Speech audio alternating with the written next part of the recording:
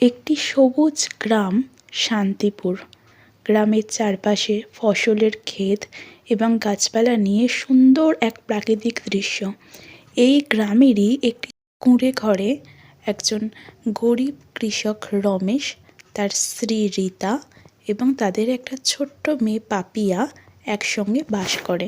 তাদের বাড়ির সামনেই রীতা একটি মাটির চুলায় বাড়ির জন্য রান্না করছে।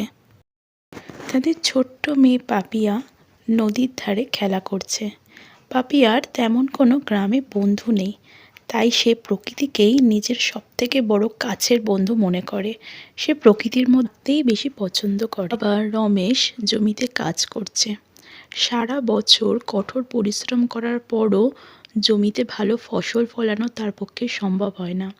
আসলে তার জমির মাটিটাই ভালো নয়, সেই জন্য সে কঠোর পরিশ্রম করেও ভালো ফসল পায় না। সে তার পরিবারের কথা ভেবে অনেক বেশি হতাশ এবং দুঃখিত হয়ে পড়েছে। তাদের কোনো রকমে দিন কাটছিল, কিন্তু একটা সময়ে অবস্থা খুবই খারাপ হয়ে যায়। তাদের অর্থনৈতিক অবস্থার খুবই অবনতি ঘটে। তাদের দুবেলা খাবারের বন্দোবস্ত করা একেবারে অসম্ভব হয়ে দাঁড়ায়। একদিন রীতা তাদের বাড়ির সামনে বসে কাঁদছিল এবং সে তার নিজের ভাগ্যকে দোষ দিচ্ছিল।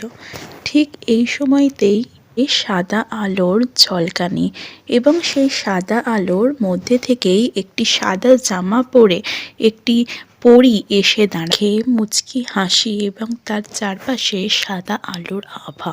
রীতা হঠাৎ করেই আকাশ থেকে পরী আসতে দেখে একটু অবাক হয়ে যায় এবং সে জিজ্ঞাসা করে যে তুমি কে। রীতাকে আশ্বস্ত করে বলে যে আমি এক পরী, তুমি একেবারেই আমাকে ভয় পেও না, আমি তোমার জীবনের কষ্ট দূর করবার জন্যই এসেছি। এবার বলো তুমি আমার কাছ থেকে কি চাও।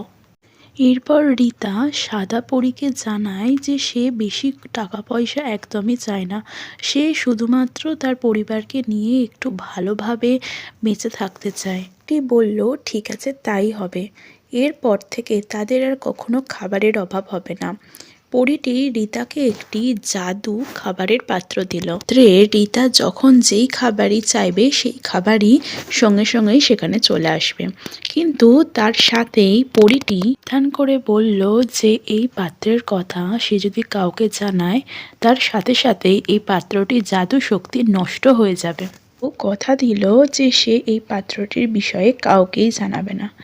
এরপর থেকেই রীতার পরিবারের অবস্থা খুবই ভালো হতে শুরু করলো এবং সেই পরীটি মাঝে মধ্যেই রীতার সঙ্গে দেখা করতে আসে। একে অপরের খুবই ভালো বন্ধু হয়ে ওঠে, কিন্তু রীতা ছাড়া কেউই তাকে দেখতে পায় না।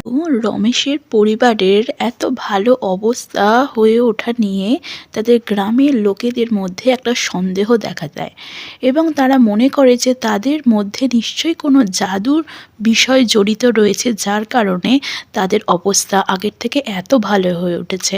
তাই তারা রীতাকে জিজ্ঞাসা করে যে তাদের পরিবারের এত উন্নতি কিভাবে হলো। খুব সরল মনের হলেও সে পরীর সাবধানতার কথা মনে করলো এবং ভাবলো যে তার পরিবারের উন্নতি বজায় রাখতে গেলে তাকে জাদু পাত্রের কথা সবার কাছ থেকে গোপন রাখতেই হবে। এরপর সে সমস্ত গ্রামবাসীর কাছে হাসি মুখে বলে তার স্বামীর কঠোর পরিশ্রম এবং আত্মবিশ্বাসের জন্যই তাদের পরিবারের এত উন্নতি সম্ভব হয়েছে।